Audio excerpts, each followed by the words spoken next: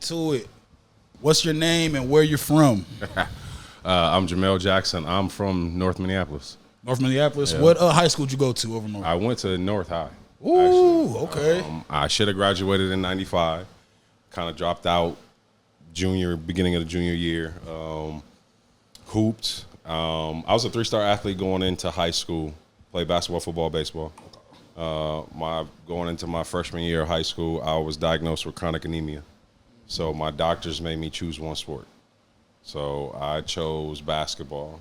I was actually slated. I got offers from all of the private schools, Benil, Totino Grace. I mean, they all used to be at all my practices, all that shit. I chose Totino Grace because 2 of my neighbors were already there. I was going to be the 6th black student out of 2,000 students. Wow.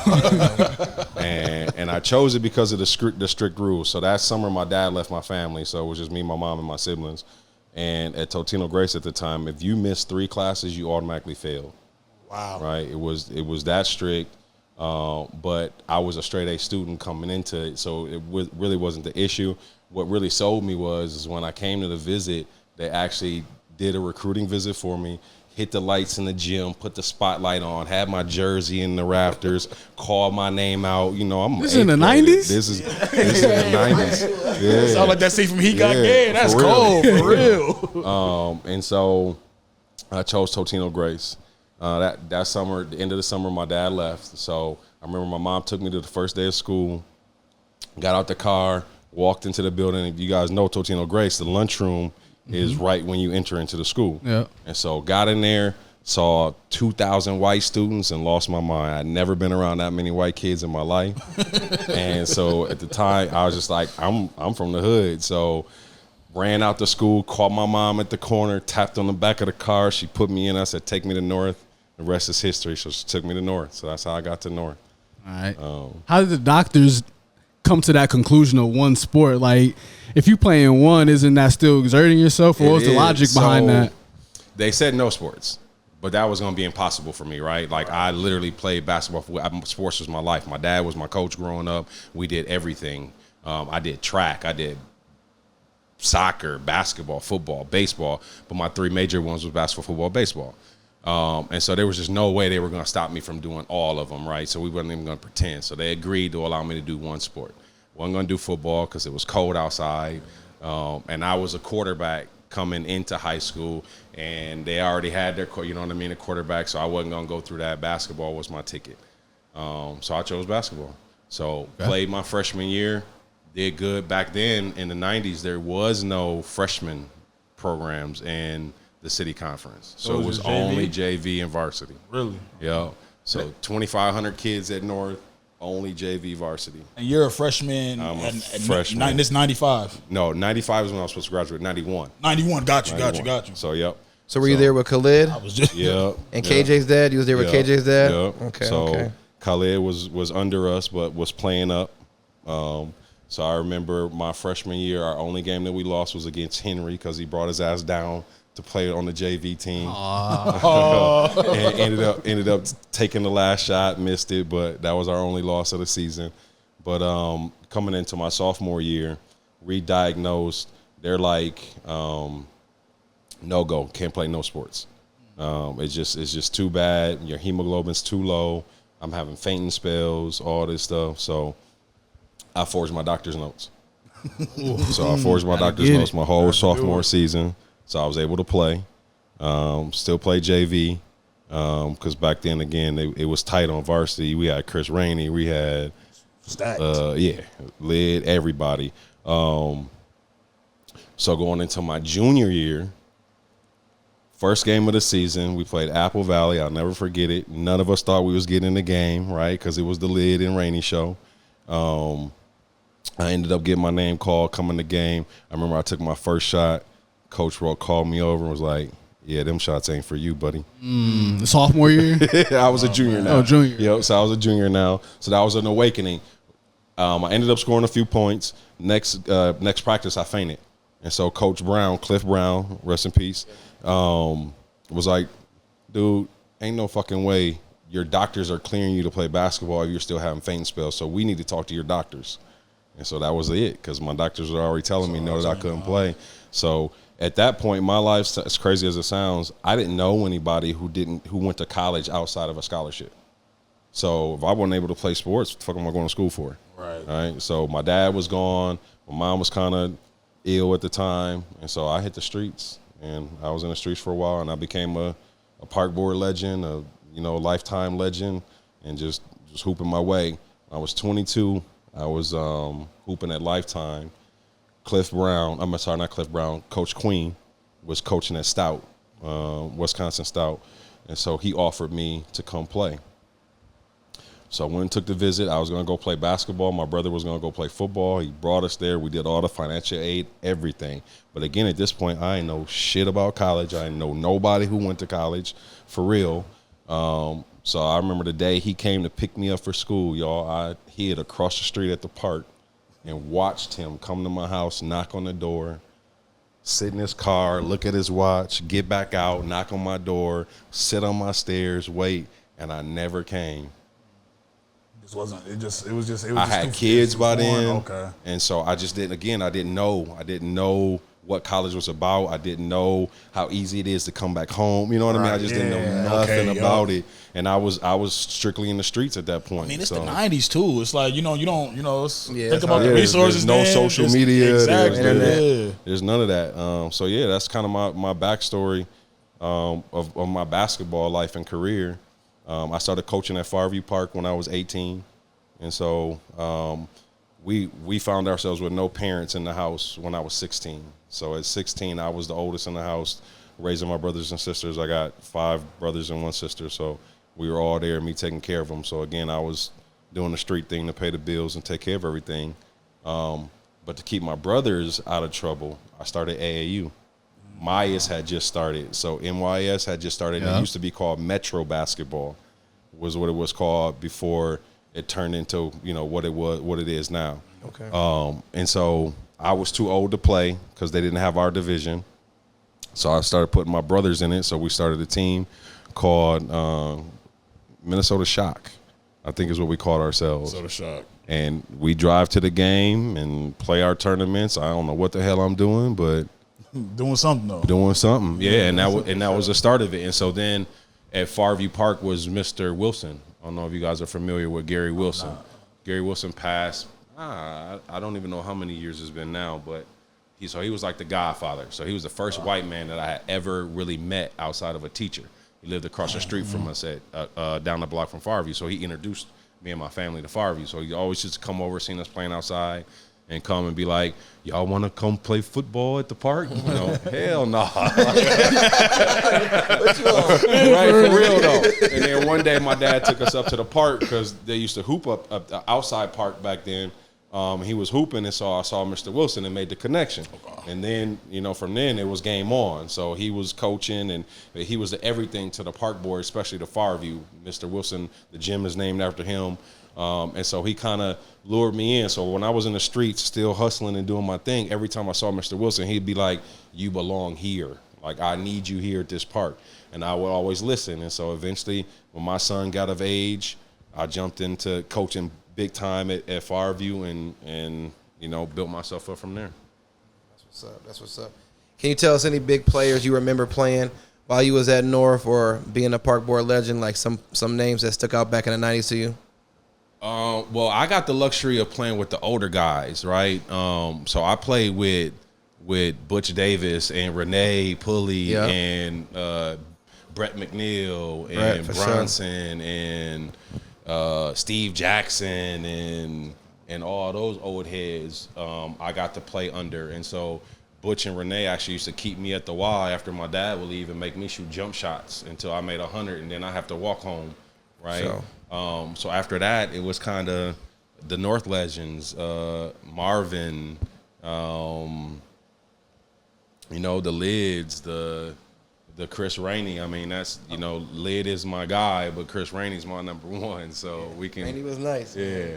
That's crazy. Just speaking on Khalid, like when you was seeing him kind of blossom to who he was, like Was it like one of those things? Did you think he was gonna go to where he was as far as like? Yeah, it was a given, man. Okay. I mean, his IQ was like when he walked in the gym, his demeanor, his walk was already pro. Like it was just different. Just there, okay.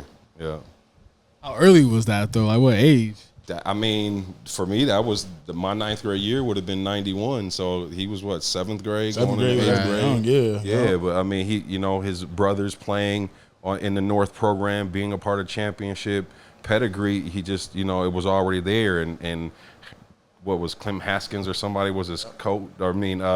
Ingram was his gym teacher, right? So like he already had that basketball IQ, that knowledge, right? We was just hooping with our general street knowledge and skill set, but he was getting the tutelage behind it. Exactly.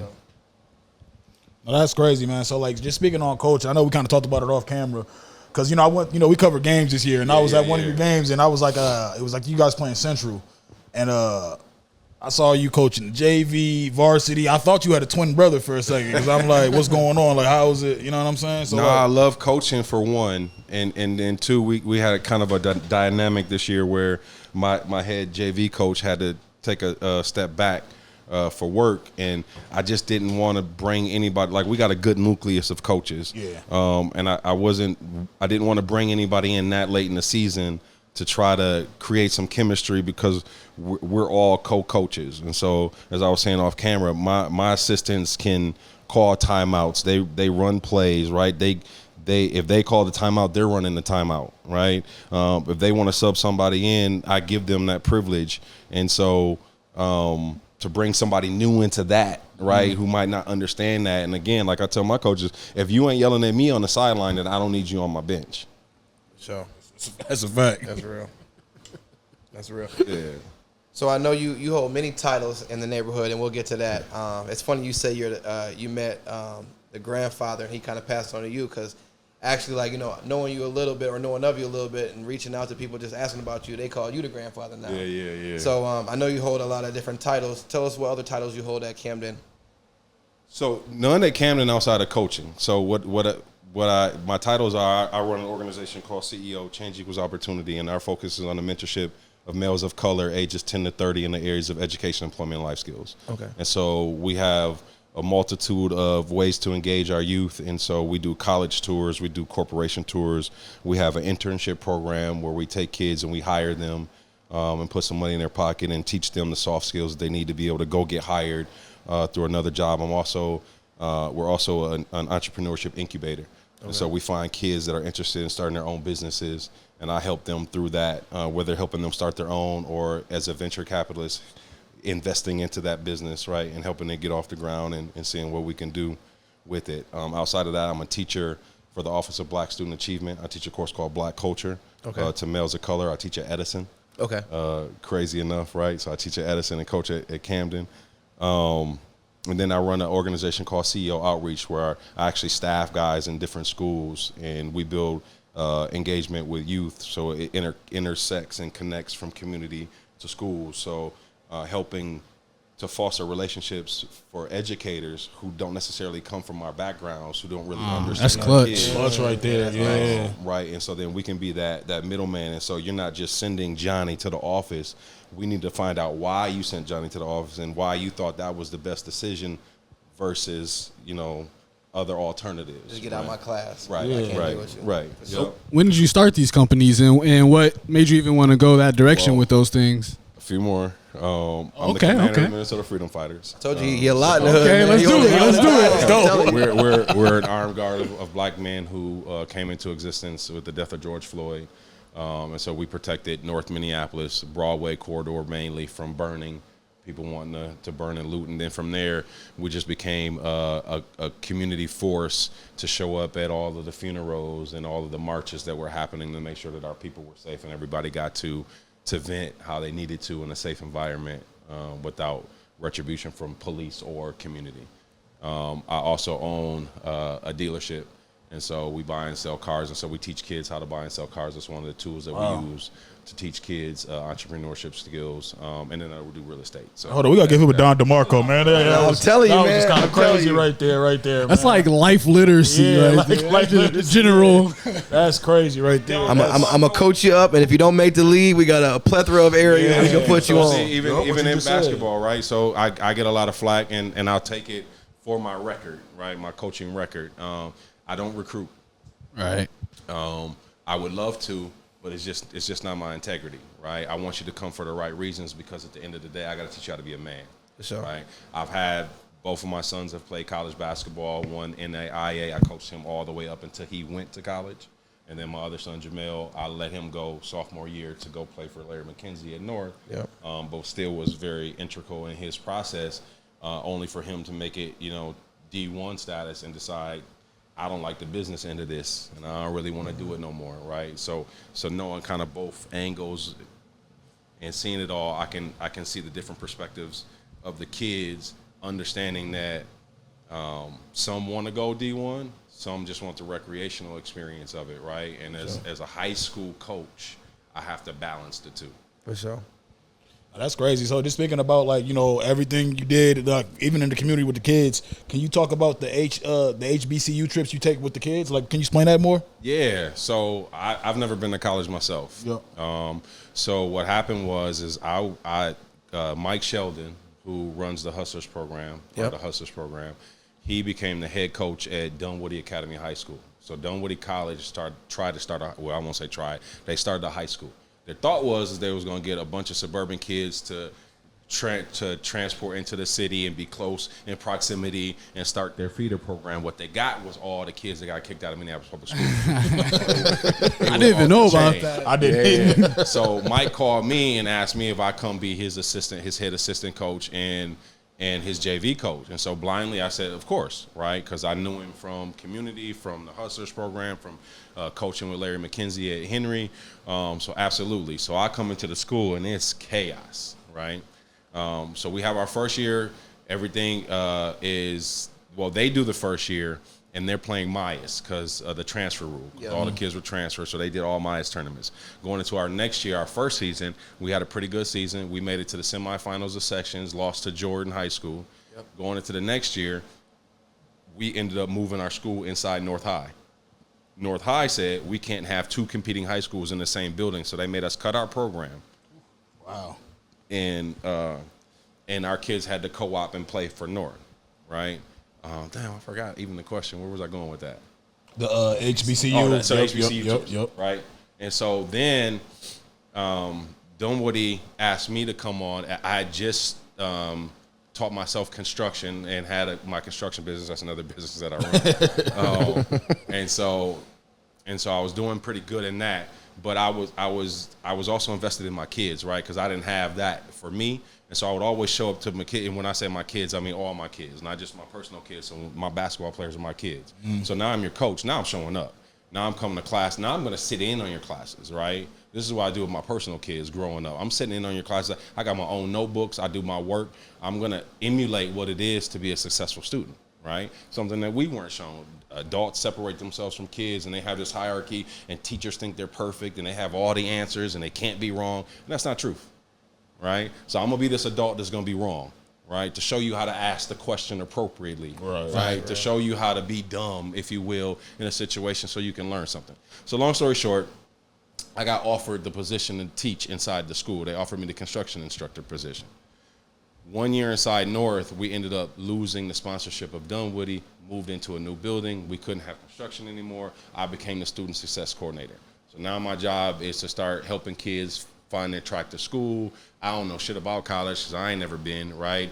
But now this is my entrance to it. So now I start seeing all these different scholarships and HBCUs. What are HBCUs? Oh shit, we got whole schools for us. And so now, within the schools, I'm gonna start making the school pay for us to go visit, right? So now what I'm seeing is kids going off to college, not having a clue of what they want to be, signing up to be a veterinarian only to get there and realize they got to cut open some dogs, So let's create an internship program. So I went around the community and I got with all these companies and we started getting all these kids internships so they can see what they wanted to be before they started taking out scholarships and going to college. I started reaching out to the colleges to say, hey, when is your high school day, right? And hit it with Mississippi Valley State off the top and took a bunch of kids down there and they had a great experience and I had a great experience and that just opened the door. And so from then on, every year I take 2. That's big. HBCU tours. We do one with the Office of Black Student Achievement during spring break, and then I do my own during homecoming week. So I pick a different homecoming and take kids to it. I know we got some more like basketball related questions, but just on this topic, this is really interesting. So are there any roadblocks you ever have faced like with this stuff? And I mean, you're trying to represent underrepresented populations and things like that. And you talk about venture capital. So I know there's not a lot of blackness in that space and things like that. So have you faced any roadblocks, and how's networking been and trying to just expand and help these kids get these opportunities? Well, I'll be honest. I'm selfish in the sense that I love to learn. And so I learn as I grow. And so I like to be hands-on with almost all the stuff that I do because I'm learning it as I go. So the networking is available. My roadblocks is more, if I'm being frank and honest, the city, right? Wanting to see these boys locked up more than they want to see them successful. Man. And so they create these programs that they say they want to do, but then they really don't fund them to the extent that allows it to be successful. And so then I was at a meeting today with police, and I call it that we're plausible deniability, right? They can give us some funding and say, oh, well, we let them go do the work. They're supposed to be doing it, but really behind closed doors, everybody doesn't know that we can't do this and we can't do that, right? And so that's the problem. And so with the big funding streams, they don't really want you to do that grand scheme of stuff, right? So the college tours I pay for out of my pocket. Okay. That's what's up. Yeah. No, and that's big time, because I know when I was in 8th grade, I went on an HBC tour, and like, no, I'm black. You know, we grew up. I know you over there. I transferred to Washburn, so I know the South Side, not as much as the North. I had cousins from over North, but you know, St. Paul, we got our black areas too. Going down to HBCU, I'm like, oh no, this is black. This is black. Like I've been, you know, I'm half white too. I love everybody, but like we ain't been living where the black people really have that culture. So I mean, that's super big. And when I heard about that before even you said, I know someone told me about that. I'm like, man, that's big time, because I never forgot that trip. Right. And I should have went to Houston Tilson in Texas, but I was just scared. Just visited them. See, and I was scared to go down there, but it was welcoming. Yeah. I went down there to try out, and the coach was like, hey, you nice enough. I don't have no scholarships left, but you can come on, walk on the team. And then a JUCO up here was like, no, we want you, and we're going to put a package together. So I just stayed up here, but I should have went down. I know my life would have been different, so I applaud you for taking them boys down, for sure. Yeah, my oldest son smacks me upside the back of the head all the time we talk about it, because I didn't know about it then, right? And so I sent him all the way to Penn State Fayette to play NAIA, and we could have been down south somewhere playing and getting that culture that we don't see up here. And that was a big thing too, is that we promote in education, they promote college only from an academic standpoint. Right. And there's so much social development that's happening in college that our kids get lost in the sauce, right? And so I remember my daughter wanted to go to Clark Atlanta, right? And so I made my wife take her to homecoming. After day 3, my daughter's like, nah, this is too much. Too much. I'll get lost in this, right? Exactly. And so that was my thing, just to get them to see it, right? And that's why I want to take them when kids are in school, so they can see the social life. But they can also understand that it ain't just academics too. You're going to have some fun, right? But here's where you're gonna find yourself. Here's where you're going to find individuals that are like you, so you don't feel so isolated or think that you're really one of one. I mean, you are one of one, but you know what I mean, in terms of the genre or the way you dress or the way you are.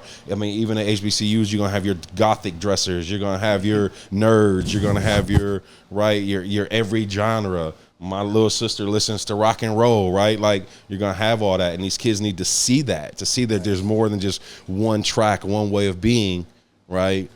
That allows them to see out, So that makes sense now. So we want to pivot and talk about, you know, this league, you know, that you put on. And people my age, even down to high school, love you for this league. It's competitive, but now it makes sense because I played in the league a couple years, and you got all teams as HBCUs. Yes. And so now I'm making All that the connection. team names in the league? All the team All names the is games are HBCUs. So yes. just talk about, I can see the vision now because you played, then you didn't play, then you didn't go to college. So making that league, creating it, and knowing like I had the talent to play and all that. But talk about how you started that league at Farview, because that's one of the you got your Premier League like Twin Cities Prom and all that, but that's the league for us. And, Right. And everyone come in and out. You might see an ex-NBA player, you might see anyone, or might see a high schooler. But talk about how you started that league. So that league started as a residual of North cutting down Dunwoody's program. Okay.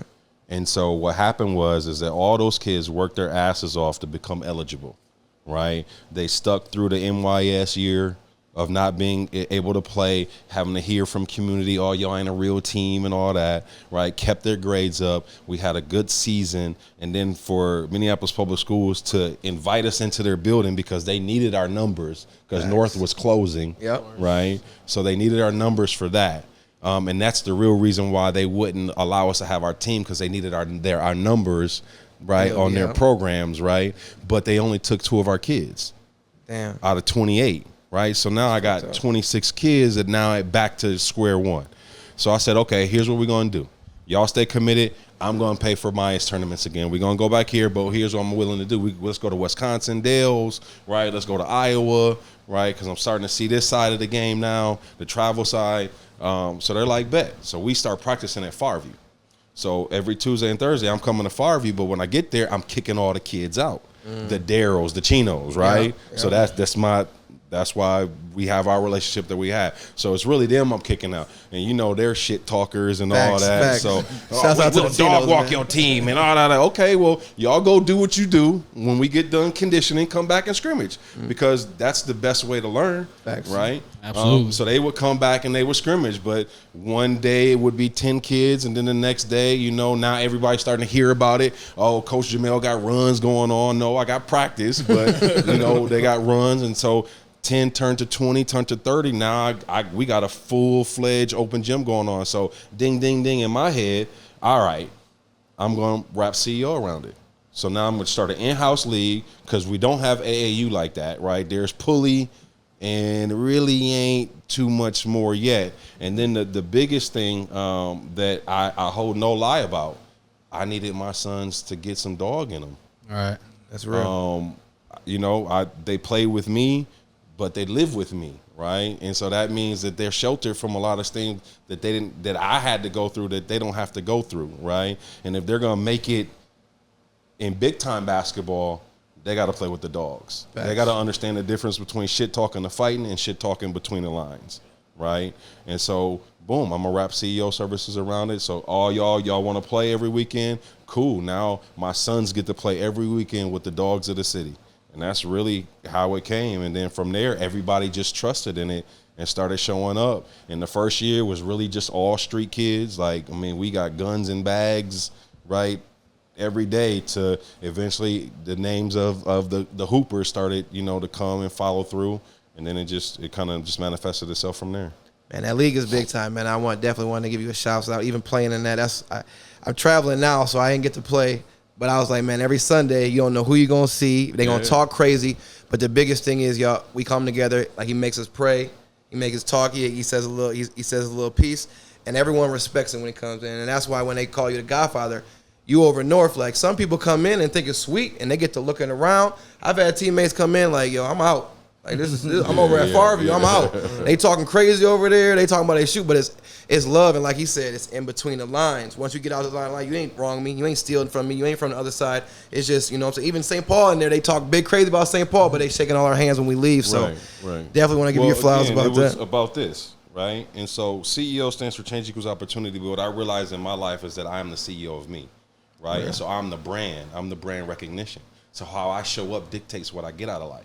So being able to have all these businesses and being able to move and shake hands and meet with the mayor and all this stuff is dictated by how I show. It's not my degrees that ain't hanging on the wall, right? It's literally by that. And that does not determine where you come from.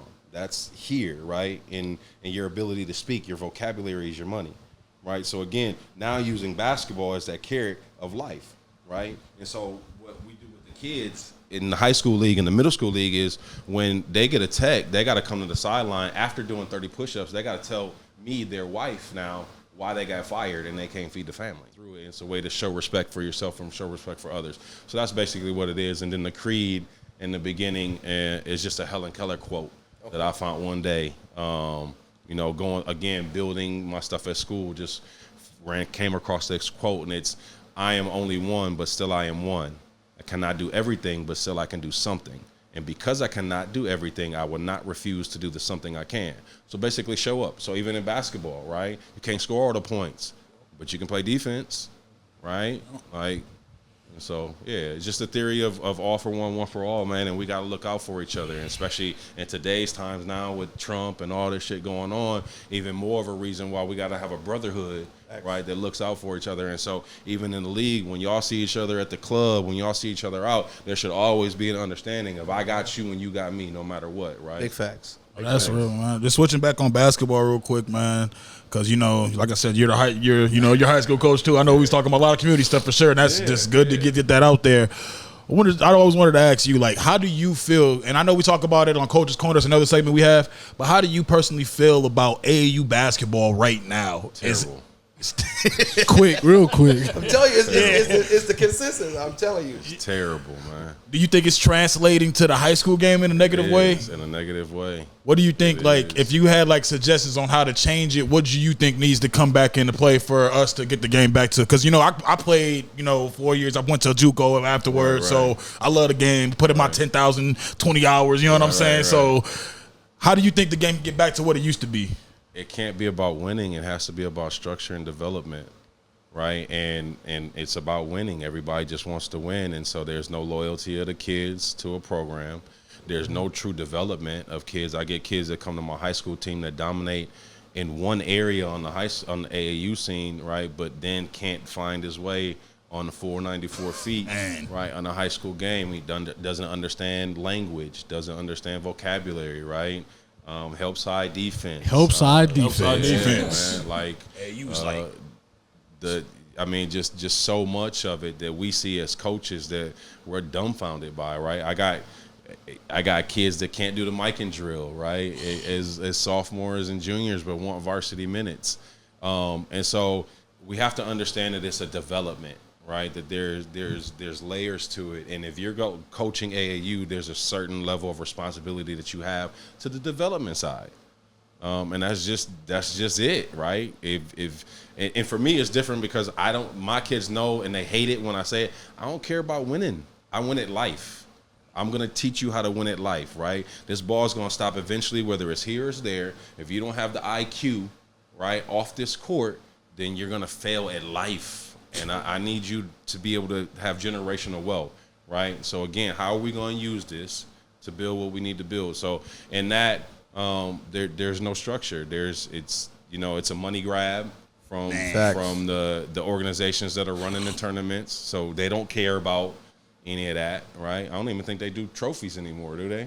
I haven't seen a trophy in a long time. Right. And so now you're just coming to play 4 games, 3 games, in and out. We took your money. We took your parents' money, right? Some of these programs shouldn't exist. A lot of these programs I'm funding. Right? And so, again, I have the ability to speak, right? Some of them I fund willingly. Some of them I fund disgruntledly because those kids, trusted in you and they still need a place to play. But you're not doing them a service. You're actually doing them a disservice. And that was the thing why I wanted to ask you that, because that's always been kind of our perspective on what AAU is now. Like, even, before, when we were playing AAU, before social media, we thought, hey, we go to AAU because it's going to be some college coaches here. That was our mentality of being seen. I feel like now it's all about cameras. College coaches might not be there. That's why it kind of brought me on to my next question. Like, I went to a senior expo at North, and I saw you there as well, and I wanted to ask you in person, like, how did that come about? Because when I saw that was amazing to me. Like, going in there, seeing all the seniors, because, we covered all, we covered. Right. So I'm familiar with half of the gym, really the whole gym. Right. So I'm just seeing all these kids, the way you set it up, seeing the college coaches, and then afterwards having them go over there and talk to the college coaches, get interviewed. That was something that I've never seen before, and I thought that was like, that's missing. So like, can you tell me like your role in that and like how that came about? Because I wanted to ask you this. I know I saw you there. That's why when he said like you're part of so much things. I'm like, yo, what's going on? This dude's everywhere. He's the coach here. So he's over here. there's a guy, Alex Conover. Okay. Conover, I think I'm saying it right. Shout out to Alex. Yep, he actually. Yep. Shout out to him. We're at North. He's at North now with the CTE program, but he came over to Henry when I became the coach. He was the photography teacher, and I had known him from Prep Hoops, from covering our AAU stuff, Minneapolis Reign and all that. So we didn't really have a relationship, but we knew of each other. And so he had approached me and was just like, hey, man, I'm here now. I love what you do. I want to support you in any way, shape, or form. You let me know what you need. I got you, right? And so throughout the years, he'd always come at the beginning of the season, tell me who needs shoes, right? I'm going to use my networks, right? And he'd be honest with it. I'm going to use my whiteness, right? And I'm going to get people to donate to us, right, in the hood for them. And so I would tell them, and whatever we couldn't raise, I'm covering the rest, right? And so we kind of hit it that way. He makes sure we got our team pictures and all that stuff. And so COVID year happened, and so we were able to play. And we're like, damn, like no coaches could come to games. Like what can we don't have no thing. What can we do? So we're like, well, why don't we do a 44th Street run? Right, call it the 44th Street run, right? Because that's where Camden is at, is on 44th, right? And so I'm like, shit, let's do it. What you need, right? And so he behind the scenes did the administrative stuff, and I funded it, and we made it work the first year, and it was kind of dry a little bit, and then it was like, but you know what? We were starting to get buzz from parents asking about it, right? Their coach calling. Now we're getting calls from parents saying our coach ain't did nothing for us. Our coach ain't made no calls. Our coach ain't did nothing. But then on the flip side, with my league, I got all of the JUCOs showing up, right? And so they're showing up asking me, okay, who's the next one? Who's the next one? And I'm sending kids that ain't never played high school basketball. I'm getting them scholarships at this point. Oh, wow. So now That's crazy. I'm just the man, in between that they're trusting, because I'm going to be honest, right?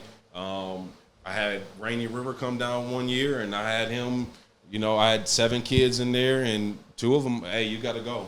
You don't represent me, and so you can't have this opportunity. And so that's always been me. Even with my kids now, I'm not going to lie to no coach for you, bro. I'm going to tell him exactly what he's getting. But ultimately, he know he's getting a man of character, right? And the rest he can raise, right? Yep. So even my little kid right now, Eben, my Asian kid, right, who's going to Central Lakes, right? And that's what I kept explaining to him, like, play within the system. If you decide to stay, right? You could have went. You actually should have went. You should have left sophomore year, right? And went and played with a different structure. You trusted in me of what I was going to do for you and with you, right? So now let's run it up, but understand that you don't have to score 50 points a game. All right. He's nice too. He got a. That's what I'm saying. He got a bang. I know exactly what you're talking about. Get into your areas, do what you're supposed to do. Stop trying to overdo it. Because that college coach who's sitting there is going to say, when I put him with him and when I put him with him, I know exactly what I'm going to get. He's not getting my whole team. He's only taking you, right? And Central Lakes is I don't know how they've been in the last recent years, but when we was in JUCO, they was coach. Is the same coach? They was nationally ranked still, so they nice. Yeah. So. Yeah, I mean, Quamar, Gresham came from us, went there, player of the year. That's my cousin. Right? Who was before him? Chris Buckley, right? Came from Minneapolis, went up there. He was national player of the year, right? So he produces. I got Denzel Walker, now playing overseas in the Philippines, right? He played 1 year at Central Lakes, played 1 year for me, 1 year at Central Lakes, right? So, yeah, I kind of pride myself in taking those kids that nobody else wants and building into them and getting them out of here. Yeah, it's needed. And I'm glad you said that, because like I even seen it personally. Like Andre is kind of blowing up on the one-on-one scene, and when we was playing, a college coach came to see him. I'm like, damn, like we in the hood, and he got college coaches pulling up, and so that's a big thing. Like some kids might hate it, like you got to go, but it's like this college coach trusts me, and you gonna close this door for all these kids that's trying hard if you acting up. The Andre kid went for like Now, I'm not saying like we were like, oh, we're going to stop him. But at that point, I'm like, shoot those shots. He's here to watch you. Right. Dude went for like 45, pulling up from half court. College coach was like, yeah, come over here. Yeah, come on here. And so like that, Let me holler at you real quick, player. that's big time for you because some people have the opportunity to say, hey, college coach coming here. I'm at a high school.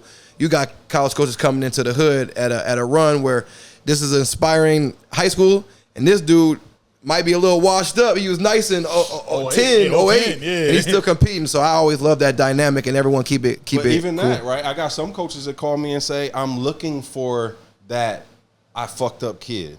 Right? I don't want that newbie kid that I got to go through. I want that one who know that this is his last chance and his only chance, right? Real. That's real. Yeah, and so I mean, again, it's something for all of them. Even now doing the semi-pro and the overseas thing, right? Yeah, for sure. And so getting into that. So I'm in the process of buying a team in the Mexican League.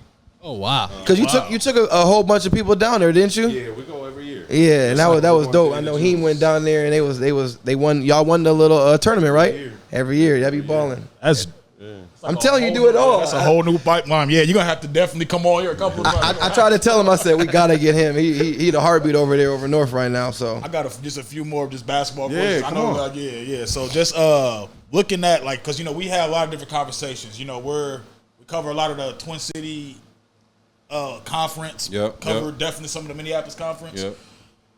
Do you feel the competition between the cities should kind of co-opt some of their teams? I know you mentioned that before, like dealing with that. How do you feel about that? I don't think we should co-op our teams. What I've asked for in our conference meetings is this, that instead of playing just the Twin Cities Championship, we play the Twin Cities Series. Yeah. So 7th place plays 7th place, 6th place plays 6th place. That's how they used to do it. That would be crazy. In football, they used to do it like that. Yeah, right. And that's the way we should do it. We should also do some crossover games where we revenue share, right? Like North and Johnson should be playing in the same gym on the same day. That would be right. Us and Central should be playing in the same gym at the same day. Bringing them out-state teams in, bringing them out-state dollars in because they travel in buses, right? Just being honest, right? Mm-hmm. We should have a game at Minneapolis Community and Technical College. We should have something in that. I try to do my preseason jamborees there every year. They turn me down every year. What's like the big fuss? What do you think, like, why they turn you down? And here's what's crazy is I've done it now for 7 years and we've never had a fight, but they fear exactly. That. I even say, here's the crazy part, right? I even said to MTCC, I wrote them a letter, the president a letter, and said that that if you bring basketball back, I would fund the team for the first 2 years. Wow. They don't have a team no more? Nah, they been got rid of that years ago. And we don't know. And they were a championship team. I think the Twins. The Twins was the last one. Yeah. My freshman year at Vermillion, we played them, and it was the last. It was the last because it was going to like nationals. It was the last game in there, and they held it. When I tell you that gym was shoulder to shoulder, everyone was hurt. But do you know why they shut that down? I heard it was some hating stuff. Well, I guess they made a decision on insurance policies or something for staff or something. I really honestly don't know. It was before my real in-depth basketball time, for right? Sure. My thing again was just the school aspect. Like I'm seeing how many kids that I'm sending out of here to our D3 JUCOs who really can play D1 JUCO to start, but because of the recognition or the exposure ain't as much, right? We got Williston State, we got NDSCS, right? We don't got a lot, and so if we open that up, the floodgates, like I told them, just come look at my gym. If we took Terrell, Papa, right, in them, and we put them in uniform at MCTC, how many people are you thinking gonna come sign up for school just to be able to watch them play?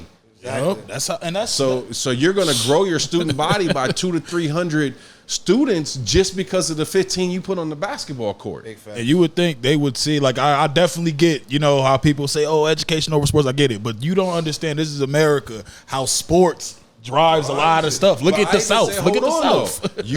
Because what most people don't know is MTCC's videography program is one of the top in the nation. Their film program is one of the top in the country, right? And so now imagine if you add broadcasting, journalism, videography, photography, right? Here's all these sectors that you can add that plugs in to the sports that you're bringing. So you're not just bringing basketball, dribbling a ball. You're bringing in all these other facets, right, that produce that. So they weren't really interested in it. Man, you sure they ain't taking your ideas and stashing them for later? It could be, right? Crazy, But to each his own. My job is to try to push. But back to your thing. Also, next year, I tried to do it this year, but I was a little too late. The thought came to me a little too late, or I won't say it came to me too late. The procrastination was I'm bringing a Minneapolis versus St. Paul All-Star game. Oh, you have to. We've been waiting for this. Yo. Hey, y'all hear this? Hey. Do you remember it though? Back in the day when all the Twin Cities, that was like you get the little flyer. You gotta bring that back. And you don't want to do it. I met with them. I met with Rube. Because his son plays in the league, and so I told him that now we've had too many years of conversations to where I'm just gonna have to do it. Look you dead in your eye. I love you. It can either be with you involved and bring, because what I don't like to do is reinvent the wheel, right? So like I told him, y'all had it rocking. Let's just bring it back. I'll help figure out my end. What I've been able to do lately is help with some funding and find some funding streams for people and organizations. So I'll be willing to do that to fund it, so it's not coming out of pocket no more, right? But we got to bring it back. So I think the way that I'm going to start it right now, and I'm open, right, to building a board and a committee because I need help because I obviously don't know all the players. But right now I think we should start with Minneapolis Conference and St. Paul Conference only. All right. If you don't play in the Minneapolis Conference or St. Paul Conference, you don't play. And so freshman frenzy, sophomore sensations, junior risers, senior show every year.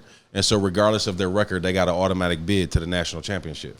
Right. So he got to play in the national championship all 4 years out there. But man, it was not sweet. Not sweet at all. And there's a lot of kids that think it's D1 or bust. Now we need to get out that mentality because I'm sure when you take a kid, basketball might not be your end goal, but you make a lot of connections. You learn stuff when you go out by yourself, and you just got to get out your neighborhood sometimes. Listen, my son JAMIL wanted to, so he left North.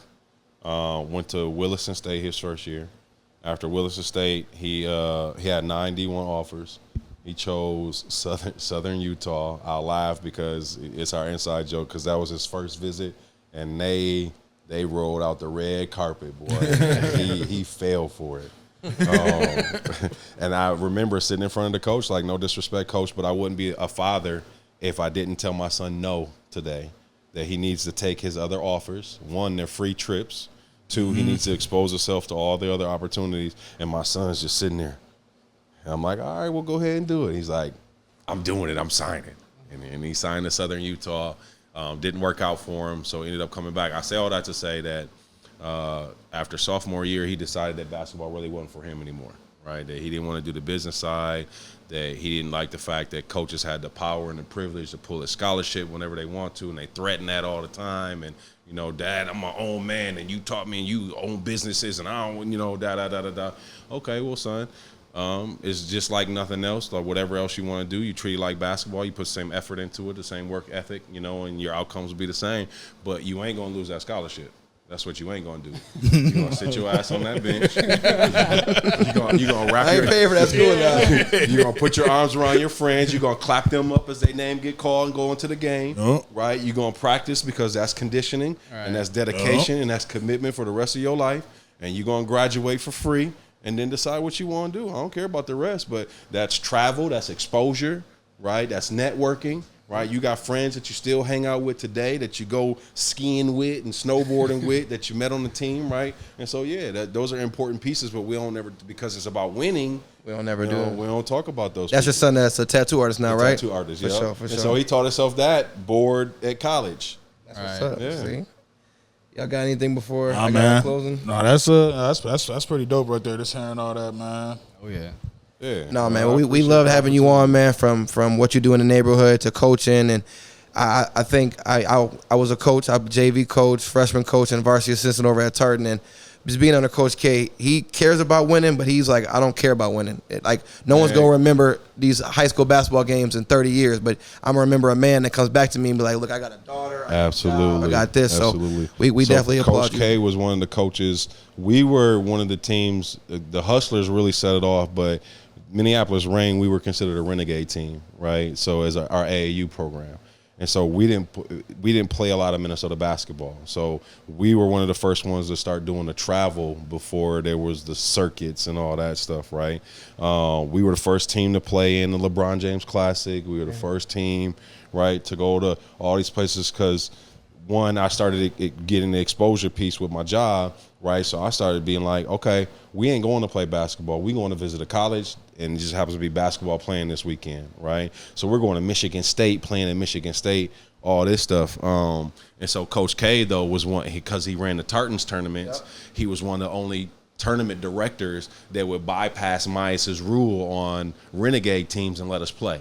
Sure. So we got a great relationship. And then his brother's a ref. Yep. Yeah, so to this day, he got them teams that the Spartan teams. People like, come on, I want that competition for sure. Right. So we're even starting to me and my guy Tim Williams. I'm letting it be known now. We weren't gonna make it known until next month, but we're starting a middle school elite.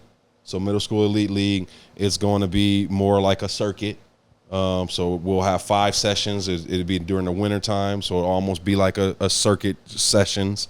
Right, we got the championship and all that stuff because our middle school kids ain't getting their just dues, right? We got a ranking system behind it. I went out and bought all the jerseys already and all that stuff, so give them something to build the momentum to get our high schools back up, right? And again, the All-Star game and everything, but for that is about building our conferences back up, getting our kids back into our city schools. Facts. We're big on that. We're big on that. Yeah. I mean, that's why I'm at Camden. That's why. I'm not going nowhere. They got to kick me out. So, and I thought I was busy. This guy is nonstop, man. That's his life, man. I mean, my life was interesting growing up and in the streets and what I learned. And so, again, we can get into it another time. But I was facing a lot of years in prison at one time, and so to be able to walk away from that and not have to serve no time I owe, right? And so then taking the knowledge that I was able to convert into business. Right. I really just read a book, and that book just opened my eyes up to everything, and it just exposed me to a lot of stuff. And so now it's just about using those same tools to expose these kids. They're boxed in. Those books became my Florida, right? My California, my getting out, seeing things was through that vision. And then once I started to realize that my motto for my business is I don't work for money, I work for the freedom money brings. Right, and so that's my luxury, is my freedom. All right, man, that's a good way to close it right there, man. Those some bars right there. Who just won the league? Actually, championship game is on Sunday, so it's the Chinos versus who are they playing? Who the hell are they playing? The Somali guys. Somali guys? Yeah. Shouts out to the Chinos, man. I know a lot of hate come your way. On the court, I don't fuck with y'all, but off the court, big shouts out to the Chinos. So, man, if you pull up to the league this Sunday, what time is the game? Game's at 1:30. 1:30. Pull up to Far Free View. entrance. It's a family affair. And again, next season starts in June. So anybody interested in getting a team in, holler at me, let me know, and let's make it work. For sure, All right, man. It's been another episode, man. Appreciate you for coming, man. We out. Yo.